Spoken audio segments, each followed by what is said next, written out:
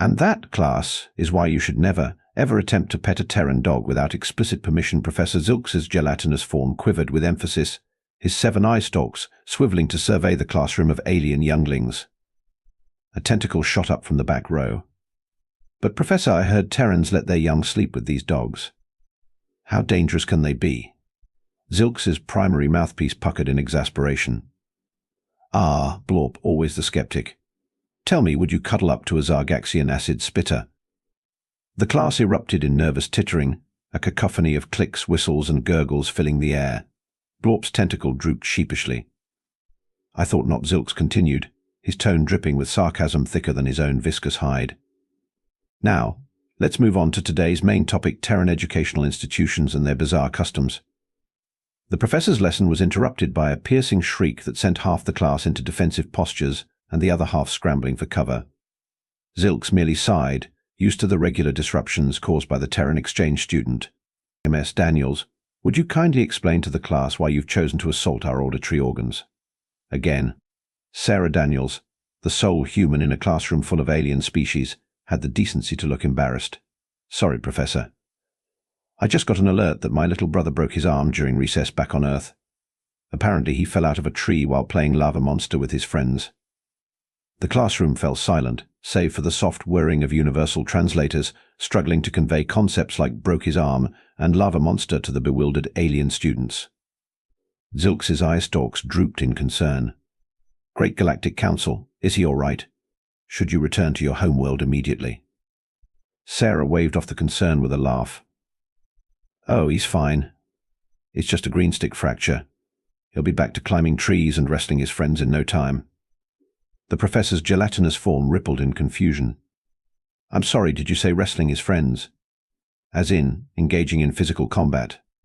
For entertainment? Well, yes, Sarah shrugged. It's just roughhousing. All kids do it. A collective gasp echoed through the classroom. Blorp's tentacles coiled tightly around his desk, while a Cynthian student in the front row began to emit a high-pitched keening noise. Zilk struggled to maintain his composure. Ms. Daniels, perhaps you could enlighten us about these activities that Terran younglings engage in during their recreational periods. Sarah's eyes lit up. Oh, you mean recess? Sure. It's the best part of the school day.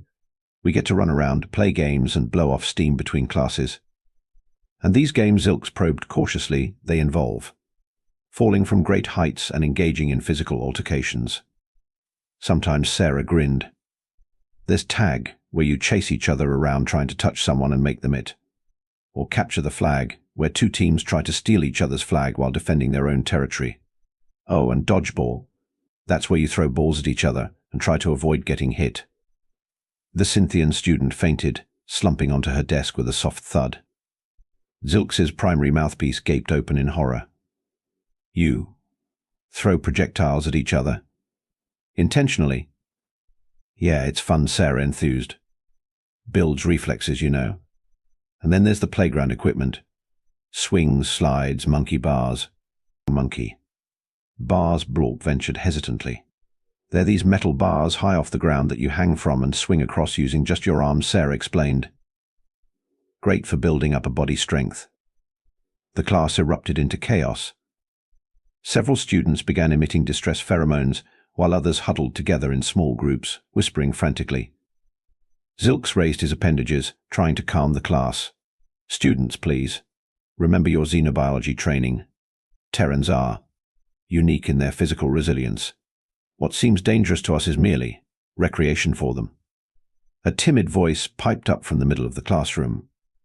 It belonged to Zix 427, a bioluminescent, plant-based lifeform. Professor, is it true that Terrans engage in these activities to prepare for war? Sarah burst out laughing. War? No way. It's just for fun and exercise. Zilks's eye stalk swiveled towards her skeptically. Miss Daniels, surely you must see how these games mirror combat scenarios. Projectile avoidance, territorial conquest, pursuit and evasion tactics. Sarah's laughter died away as realization dawned. Ha! I never thought about it like that. I guess some of our games do kind of simulate battle strategies. The class fell into an uneasy silence, broken only by the soft whimpers of the more sensitive species. Zilks cleared his throat equivalent. Well, class, it seems we've stumbled upon an important cultural insight. What we perceive as dangerous combat training is, to Terrans, a normal and enjoyable part of childhood development. Sarah raised her hand. Professor, if you don't mind me asking, what do young aliens do during their free time at school? Zilks blinked his multiple eyes in surprise. Why, they engage in quiet contemplation, of course, or participate in harmonious group singing. The more athletically inclined might engage in non-contact levitation sports. It was Sarah's turn to look bewildered. That's it? No running around? No climbing? No competitive games? Absolutely not, Zilks exclaimed. The very idea of encouraging younglings to engage in potentially injurious activities is, well, it's simply not done. Sarah slumped in her seat, a wistful expression crossing her face. Man, that sounds boring. No wonder you guys are always so surprised by how tough humans are. Blorp's tentacles shot up again. MS Daniels, if these recess activities are so important to Terran development, how do you manage here at the Galactic Academy without them? Sarah grinned mischievously. Oh, I have my ways. There's an anti-grav chamber in the physics lab that makes for a great substitute for monkey bars.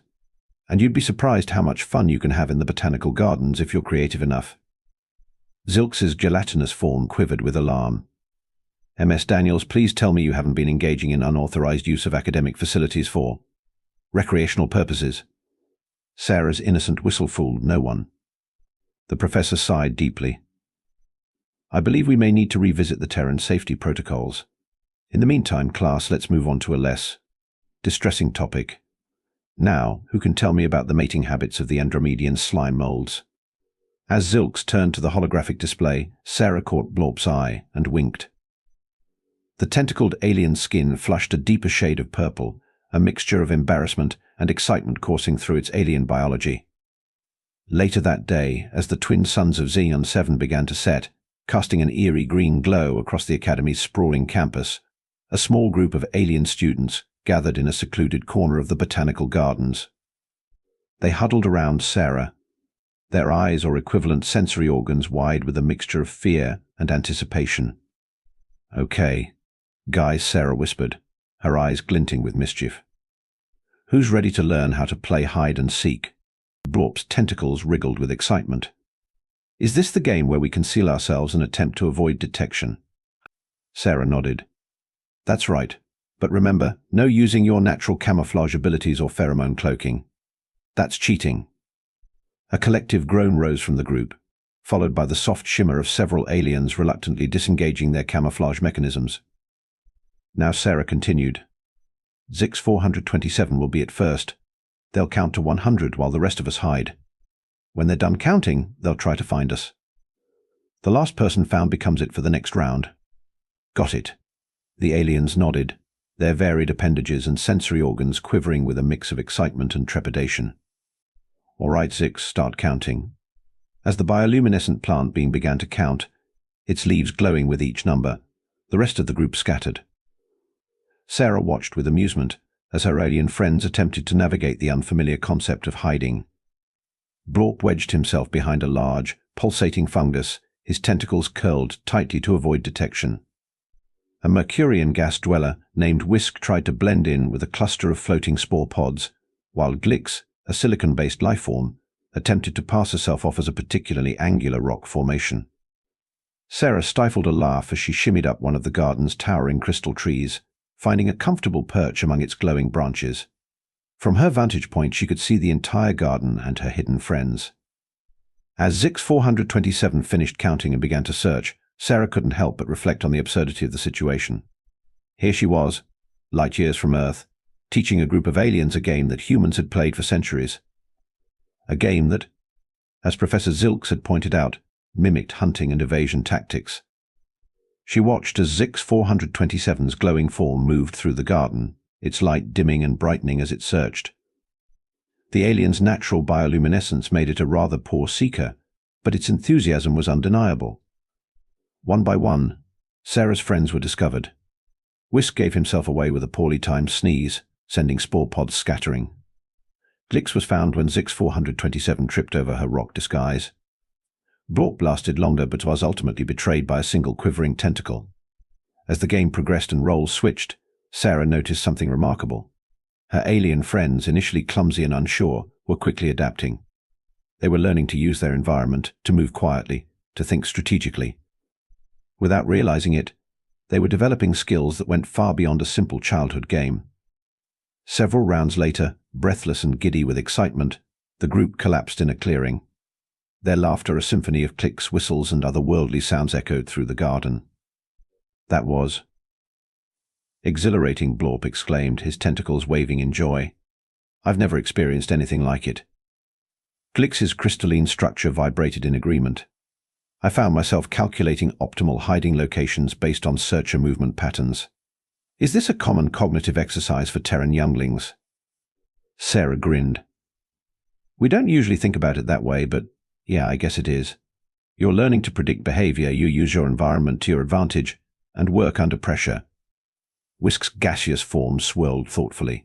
It occurs to me that these skills would be quite valuable in many professions, perhaps even in diplomatic situations or emergency response scenarios. Sarah mused. I never really thought about it like that. We just play these games because they're fun. Zix 427's leaves rustled softly. Perhaps that is the true genius of Terran development. You disguise crucial skill-building exercises as enjoyable recreational activities. As the group continued to discuss the implications of their game, none of them noticed the pair of eye stalks peering at them from behind a luminous shrub. Professor Zilks watched the scene unfold with a mixture of concern and fascination. He had followed the group, intending to put a stop to whatever dangerous Terran activity Ms. Daniels had coerced her classmates into. But as he observed the game and its aftermath, he found himself re-evaluating his assumptions.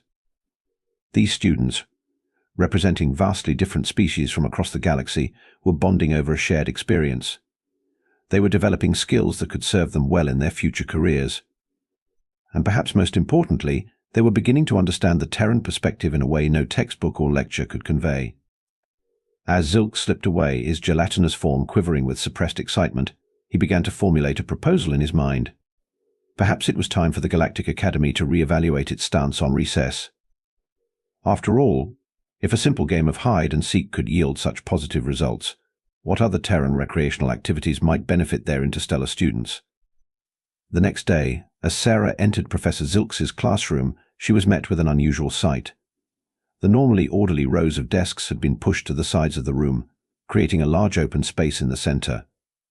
Professor Zilks's gelatinous form quivered with barely contained excitement as he addressed the class. Students, thanks to some unofficial field research, his eye stalks swiveled meaningfully towards Sarah. I've decided to incorporate a new element into our xenobiology curriculum. Today we will be engaging in a Terran recreational activity known as dodgeball. A ripple of nervous excitement swept through the classroom. Sarah's jaw dropped in disbelief. Now, Zilks continued, his tone a mixture of authority and amusement. I assure you, all safety precautions have been taken. We will be using soft, low-velocity projectiles suitable for all physiologies present. As if on cue, a hovering drone entered the classroom, depositing a heap of brightly colored foam balls in the center of the room. Miss, Daniel Zilks addressed Sarah. Perhaps you would do us the honor of explaining the rules. Still stunned, Sarah stepped forward. Sure, Professor. Okay, guys, the basic idea is this: we split into two teams. Each team tries to hit members of the other team with these balls. If you get hit, you're out. If you catch a ball thrown at you, the thrower is out and you can bring one of your teammates back in. Last team with players still in wins. The class erupted into a cacophony of excited chirps, clicks, and whistles. Even the more timid species seemed intrigued by this novel concept. Excellent, Zilks's mouthpiece curved into what passed for a smile. Now, let's divide into teams. Gravitational beings on one side, non-gravitational on the other. We'll adapt the rules as necessary for our more ethereal classmates. What followed was perhaps the strangest game of dodgeball ever played in the history of the universe. Blorp's tentacles proved surprisingly adept at catching and throwing, while Whisk used his gaseous nature to create confusing eddies that made the foam balls swerve unpredictably. 6427 turned out to be a dodgeball prodigy, using their photosynthetic abilities to create dazzling light displays that disoriented opponents. Glix, initially hesitant, discovered that her crystalline structure allowed her to deflect incoming balls with remarkable accuracy. Sarah, despite her natural human advantages, found herself genuinely challenged. These aliens, it turned out, were quick learners and not afraid to use their unique physiologies to their advantage. As the game progressed, Professor Zilks provided running commentary, pointing out how different species adapted to the challenge and drawing parallels to various xenobiological concepts they had studied. Notice how Blorp uses his tentacles to create a zone defense, much like the hunting strategies of the Venusian swamp dwellers we discussed last week, Zilks observed. And see how Whisk's gaseous form allows for rapid positional changes, reminiscent of the Jovian Storm Rider's atmospheric maneuvers. By the end of the class, the students were exhausted but exhilarated. As they filed out, chattering excitedly. By the end of the class, the students were exhausted but exhilarated. As they filed out, chattering excitedly about their newfound skills and strategies, Sarah hung back. Professor Zilks, she approached the gelatinous alien, her voice a mix of amusement and curiosity. I have to ask, what made you change your mind about Terran games? Zilks's eye stalk swiveled to focus on her, his mouthpiece quirking in what Sarah had come to recognize as a smile. Let's just say, MS Daniels, that I've learned to appreciate the educational value of your species' recreational activities. Sarah raised an eyebrow. You saw us in the botanical gardens, didn't you? I neither confirm nor deny any unauthorized surveillance, Zilks replied, his tone dripping with sarcasm. However, I will say that observing diverse species cooperate in a non-academic setting was illuminating. Sarah couldn't help but laugh. Well, whatever the reason, that was the most fun xenobiology class I've ever had. Though I have to admit, I never thought I'd see the day when a Mercurian gas dweller would nail me with a dodgeball. Indeed, Zilks agreed, his form rippling with amusement. It seems that when it comes to adapting to new challenges, your classmates are quick studies. Perhaps there's more to learn from Terran Recess than I initially thought. As Sarah turned to leave, Zilks called out, Oh, and MS Daniels? I expect a full report on the strategic applications of hide and seek on my desk by next week. For academic purposes, of course. Sarah grinned and gave a mock salute. You got it, Professor. Should I include a section on the tactical advantages of tag as well? Let's not get carried away, Zilks replied dryly. We'll save that for the advanced curriculum. As Sarah left the classroom, she couldn't help but feel a sense of pride. She had come to the Galactic Academy to learn about alien cultures, but in the process she had taught her alien classmates something valuable about humanity. Who knew that playground games could be the key to interstellar understanding? Over the next few weeks, word spread about Professor Zilks's innovative teaching methods. Soon, other instructors began incorporating Terran-inspired activities into their lessons. The theoretical physics department organized a galaxy-wide game of laser tag to demonstrate principles of light refraction and energy transfer.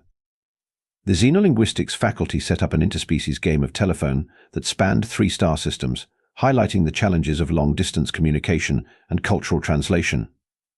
Even the notoriously stuffy Galactic History Department got in on the action, organizing a massive, campus-wide game of Capture the Flag to recreate famous battles from the Orion conflict.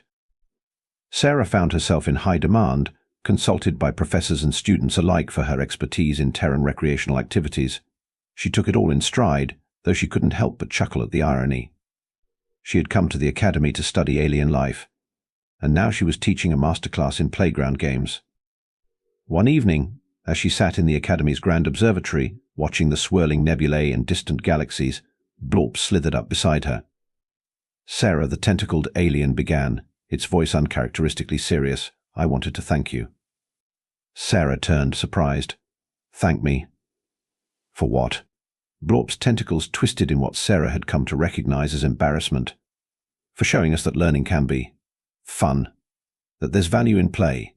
Before you came, I always saw recreation as a waste of time, inefficient, illogical. And now Sarah prompted, genuinely curious. Now Blorp's skin rippled with colors that Sarah interpreted as excitement and joy.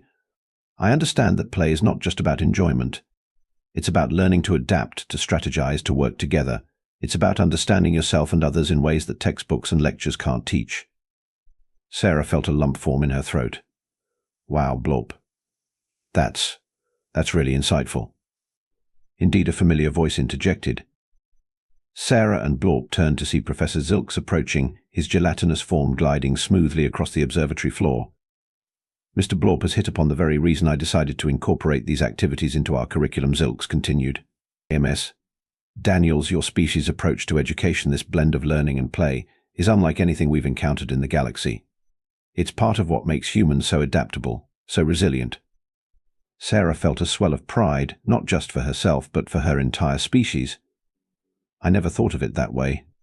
To us, it's just normal. And that, Zilk said, his eye stalks focused intently on Sarah, is perhaps the most remarkable thing of all. What seems ordinary to you has the potential to revolutionize education across the galaxy. As if to punctuate Zilks's point, a group of students burst into the observatory, a mix of species Sarah had never seen in the same place before. They were chattering excitedly about a new game they had invented, a bizarre hybrid of chess, three-dimensional hopscotch, and what sounded suspiciously like freeze tag. Professor Zilks. Sarah, one of them, called out, "You've got to come see this. We've figured out how to use it to model quantum entanglement." Zilks's eye stalk swiveled towards Sarah, his mouthpiece curved in amusement. "Well, MS. Daniels, shall we see what new wonders your Terran recess has inspired?" Sarah grinned, jumping to her feet. "Wouldn't miss it for the world, Professor." As they followed the excited group out of the observatory, Sarah couldn't help but marvel at the strange turn her academic career had taken. She had come to study alien life, but in the process, she had taught an entire galactic community the value of play. And who knew? Maybe this was just the beginning. Perhaps one day children across the cosmos would be playing games inspired by the playgrounds of Earth. As she watched her alien classmates excitedly demonstrate their new game, Sarah realized that she had stumbled upon a universal truth. No matter the species, no matter the planet of origin, everyone, deep down, just wants to have fun. And sometimes in that fun, the greatest discoveries are made. The next day, as Sarah entered the classroom, she was greeted by an unusual sight. Professor Zilks was huddled with a group of faculty members, their varied anatomies contorted in what she recognized as expressions of intense concentration. "Ah, MS," Daniel Zilks called out, his eye stalks swiveling in her direction. "Perfect timing. We were just discussing the potential applications of your Terran playground in various scientific fields. Perhaps you could offer some insight." Sarah approached the group, curiosity piqued. "Sure, Professor. What did you have in mind?" A Jovian float bubble named Professor Gaspar spoke up, his voice a melodious whistle. "We were considering the game of tetherball as a model for gravitational interactions in binary star systems. The centripetal force of the ball's rotation mimics the orbital mechanics quite nicely." "Ooh, that's clever," Sarah exclaimed. "You could even use different-sized balls to represent stars of varying masses." An Arcturian crystal mind chimed in, her thoughts resonating through the air. "And what of this hopscotch? Could it not serve as a rudimentary model for quantum state transitions?" Sarah blinked, momentarily stunned by the implications. "I guess it could. Each square could represent a different energy state, and the hopping could symbolize quantum jumps." The faculty members buzzed with excitement, their various appendages and sensory organs twitching and pulsing. Professor Zilks's gelatinous form rippled with what Sarah had come to recognize as barely contained glee. "You see, colleagues? The potential applications are limitless. MS Daniels, I believe we may need to establish a new department, Terran Recreational Physics." Sarah couldn't help but laugh. "Professor, when I came to the Galactic Academy, I never imagined I'd be turning playground games into scientific models." "My dear," Zilks replied, his tone a mixture of amusement and pride, "that is precisely why you humans are so fascinating. You see play where we see work, and in doing so, you unlock new realms of understanding." As the bell chimed to signal the start of class, the other faculty members reluctantly dispersed, still chattering excitedly about the possibilities of swing-set stellar dynamics and slide friction coefficients in zero-G environments. Zilks turned to address the class, his eye stalks sweeping across the room. "Students, today we embark on a bold new frontier of xenobiology. We will be exploring the concept of tag as a model for predator-prey interactions in various ecosystems." A ripple of excitement passed through the classroom. Even the most reserved species seemed to perk up at the prospect. "Now," Zilks continued, his tone taking on a note of seriousness, I must stress that this is still a scientific endeavor. We will be collecting data on reaction times, evasion strategies, and pursuit efficiency. MS Daniels will demonstrate the basic rules, and then we will adapt them to suit the diverse physiologies present in this classroom. Sarah stepped forward, feeling a strange mix of amusement and pride. Here she was, about to teach a class of aliens how to play tag in the name of science. If only her elementary school teachers could see her now. "Okay, guys," she began, grinning at her classmates. "The rules are simple. One person is it and tries to touch, or tag, someone else. Whoever gets tagged becomes the new it. The goal is to avoid being tagged for as long as possible." Blorp's tentacles wriggled with excitement. Fascinating. It's like a constant shift between predator and prey roles. The psychological implications alone. Zix 427's leaves rustled in agreement. Indeed. And the strategies one could employ. Using terrain for cover, forming temporary alliances. Sarah couldn't help but smile at their enthusiasm. What had once been a simple playground game was being dissected and analyzed with all the rigor of a scientific experiment. As the class progressed, Sarah watched in amazement as her alien classmates adapted the game to their unique physiologies. Gaseous species used air currents to evade capture, while crystalline beings refracted light to confuse pursuers. The more limber species developed elaborate dodging techniques, while the slower ones focused on strategic positioning and alliance forming. Professor Zilks flitted about the room, his eye stalks swiveling wildly as he took notes and offered commentary. Remarkable. Notice how the Andromedan slime mold uses its amorphous nature to squeeze through tight spaces. And look at the Betelgeusean sun skipper using short-range teleportation to evade capture. By the end of the class, everyone was breathless, or whatever passed for breathless in their respective physiologies, and exhilarated. As they filed out, chattering excitedly about their newfound insights into predator-prey dynamics, Sarah hung back once again. "Professor," she began, her tone a mix of amusement and genuine curiosity, "I have to ask. When you look at these games now, what do you see?" Zilks's eye stalks focused on her, his gelatinous form rippling thoughtfully. "MS Daniels, when I first encountered the concept of Terran recess, I saw only chaos and potential danger. Now I see possibility. I see the building blocks of cooperation, strategy, and adaptability. I see the seeds of innovation and discovery." He paused, his mouthpiece curving into what Sarah now recognized as a warm smile. "But most importantly, I see joy. Pure, unbridled joy in the act of learning. And isn't that, after all, the greatest gift an educator can give their students?" Sarah felt a lump form in her throat. "I couldn't agree more, Professor." As she turned to leave, Zilks called out one last time. "Oh, and MS Daniels? I expect a full report on the strategic applications of red light, green light, and interstellar navigation by next week. For academic purposes, of course." Sarah grinned and gave a playful salute. "Aye, aye, Professor. I'll get right on that. After recess, of course." As she walked out of the classroom, Sarah couldn't help but marvel at the strange and wonderful turn her academic career had taken. She had come to the Galactic Academy to learn about alien life, but in the process she had taught an entire interstellar community the value of play. And in doing so, she had bridged gaps between species, fostered innovation, and perhaps even laid the groundwork for a new era of galactic cooperation. All because of a little thing called recess. As Sarah made her way across the Academy's sprawling campus, her mind buzzing with ideas for her next lesson plan, she couldn't help but smile. Who knew that the key to unlocking the mysteries of the universe might just be found in a game of tag? As Sarah made her way across the Academy's sprawling campus, her mind buzzing with ideas for her next lesson plan, she couldn't help but smile. Who knew that the key to unlocking the mysteries of the universe might just be found in a game of tag? Weeks turned into months, and Sarah's Terran recess studies became the talk of the Galactic Academy. Students from all corners of the cosmos clamored to join her classes, eager to experience the unique blend of fun and learning that only a human could provide.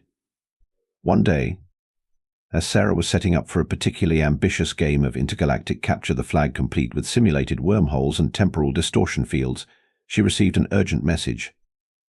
The Galactic Council itself had caught wind of the Academy's unconventional new teaching methods and wanted to see them in action. "No pressure," Blorp whispered, his tentacles twitching nervously as they prepared for the Council's arrival.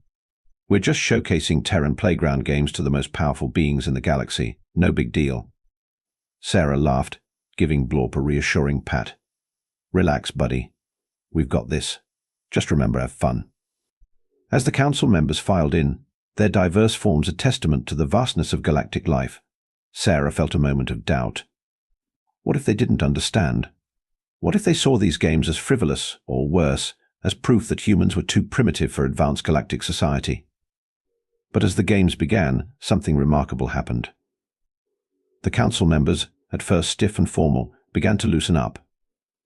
A Regellian thought Weaver got so into a game of red light, green light, that it forgot to maintain its corporeal form, dissolving into a cloud of sentient mist that had to be coaxed back into shape. A Zeta Reticulan hive queen, initially skeptical, became so engrossed in a round of duck, goose that she inadvertently initiated a spawning cycle, much to everyone's surprise and the janitor's chagrin. By the time they got to the main event, the intergalactic capture the flag, even the most reserved council members were fully engaged. Sarah watched in awe as beings capable of reshaping reality and bending the laws of physics used their incredible powers to, well, essentially cheat at a children's game. As the day drew to a close, the head counselor, a being of pure energy known as Zix-9, approached Sarah. Its voice resonated directly in her mind, a symphony of cosmic background radiation given thought. Human Sarah, it began, its tone impossibly ancient and yet childlike in its wonder. We came here expecting to evaluate a potential security risk. Your species' propensity for violence is well documented, and we feared these games might be a form of combat training in disguise. Sarah held her breath, waiting for the other shoe to drop. Instead, Zix-9 continued, a ripple of amusement coloring its mental voice. We found something far more valuable. You have shown us that learning need not be a solemn, joyless affair. That play and education can coexist, even enhance one another. This is a gift beyond measure. The energy being paused, and Sarah could have sworn she saw a twinkle in its non-existent eyes. We would like to formally invite you to establish a Terran Recess Academy on the galactic capital. We believe your methods could revolutionize education across the cosmos. Sarah's jaw dropped. Wow, I'm honored. But, I'm not sure I'm qualified to. Nonsense, Professor Zilks interjected, gliding up beside her. My dear, you've done more to advance interspecies understanding in a few months than most xenobiologists achieve in a lifetime. Besides, he added, his eye stalks twinkling with mischief, someone needs to teach these stuffed-up council members how to properly play Simon Says. And so, as the twin sons of Xenon 7 set on another day at the Galactic Academy, Sarah found herself facing a future she never could have imagined. She had come to this alien world to learn, only to find that she had something invaluable to teach. As she looked out at the star-studded sky, a grin spread across her face. Somewhere out there was a planet full of playgrounds, jungle gyms, and kids playing tag. And somehow, improbably, those simple games held the key to uniting a galaxy. Well, Sarah muttered to herself, stifling a laugh, I guess recess really is serious business after all. With that, she turned and headed back to her dorm. After all, she had a lot of lesson plans to write. The galaxy was waiting to play.